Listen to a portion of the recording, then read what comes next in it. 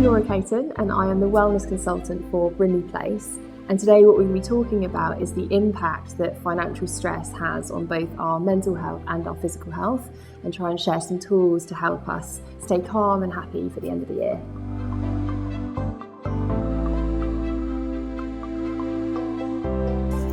So I think the first thing to do is to face facts, because the most common thing to do when we get into financial stress is to kind of bury our head in the sand, not pick up the phone, not open the letters and just pretend that it's not happening.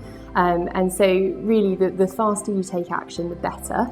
And it's all about kind of feeling in control of what's going on. It's often that lack of control which creates the anxiety and that unknown.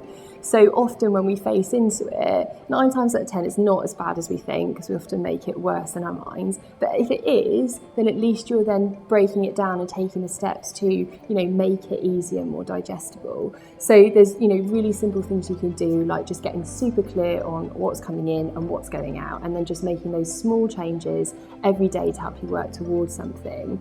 Especially around this time of year, like Christmas, it's really important just to get maybe a set budget for each person, that you want to get a gift for, or maybe as a family you set a budget. So it just takes the pressure off and you know that you're in control of it, which will really help with both the mental and the physical health symptoms.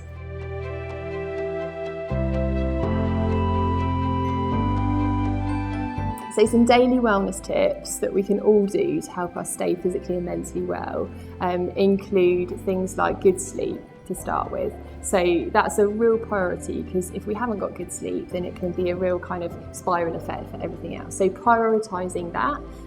And then diet, like we've mentioned, so really simple, more fruit and vegetables really helps with our mood.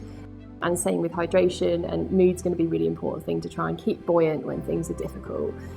Exercising regularly, really important always, but especially when you're super stressed. So exercising helps release the stress hormone out of the body, so that's going to prevent disease, but it also releases endorphins, so it's going to make you feel more positive and have a better outlook on whatever's going on, especially in the morning. It's a really good time to do it if you can fit it in, because that will set you up for the day to deal with whatever's coming.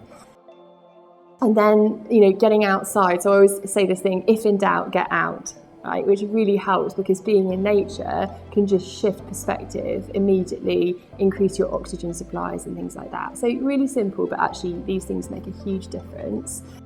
And part of being out in nature is about your breathing, so it changes our breathing system. Sometimes when we're stressed, most of the time we shallow breathe up into our shoulders, and that actually puts us into a fight-flight process, which means that the stress hormones are released in the body. So if we can get outside and we do deep belly breathing, or even if you're sitting in the office or driving, just make sure that you're breathing down into your belly.